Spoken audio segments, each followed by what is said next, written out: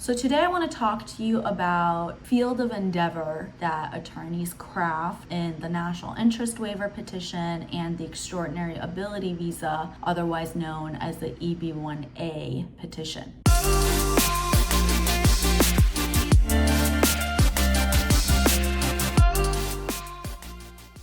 Hi everyone, my name is Yalda Hajavi and I focus my practice primarily on employment-based immigration and family-based immigration. So today I want to talk to you about field of endeavor that attorneys craft in the National Interest Waiver Petition and the Extraordinary Ability Visa, otherwise known as the EB-1A Petition. In both cases, as you may know from watching other videos or doing your own research, the foreign national can self-petition for their green card. So in other words, they don't need to have an employer to sponsor them, and they forego the labor certification process. In these cases, a key component of the petition is finding what to call the client in the application. This is otherwise known as a field of endeavor. So crafting the adequate field of endeavor. The field of endeavor should not be too narrow and it should not be too broad. So what I mean by that is you don't want to have an economist or a dentist or an AI specialist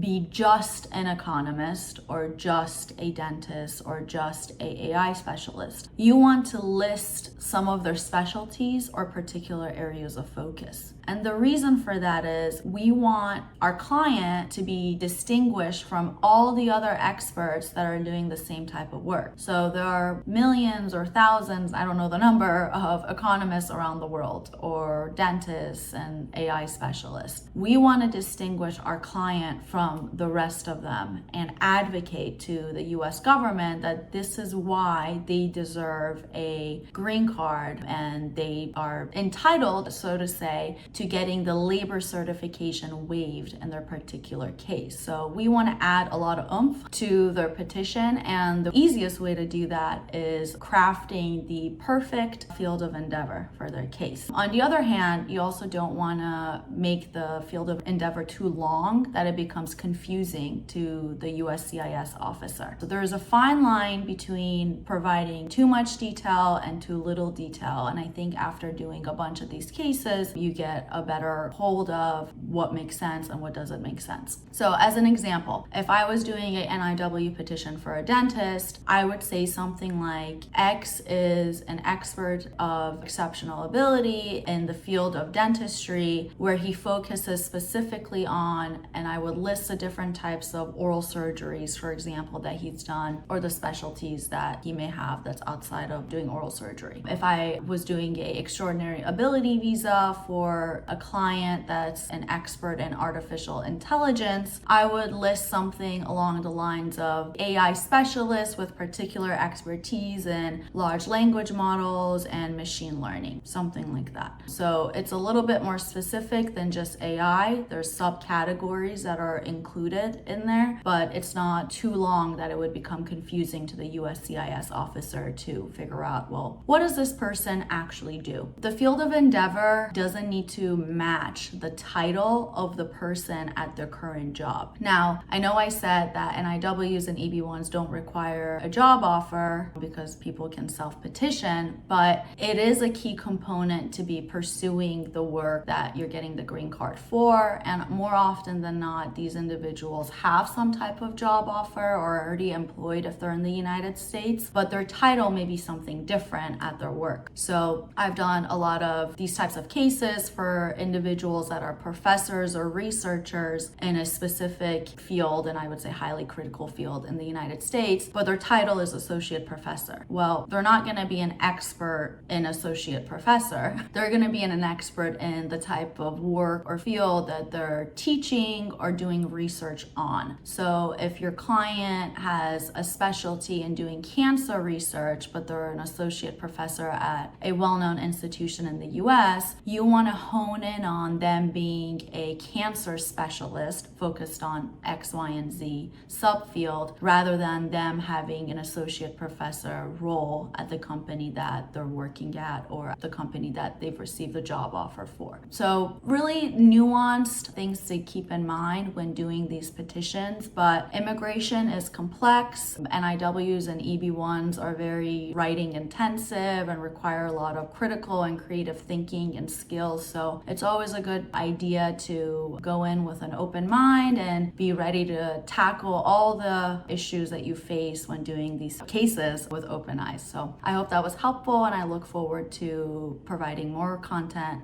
on business immigration issues and family-based immigration issues in the future. Thank you.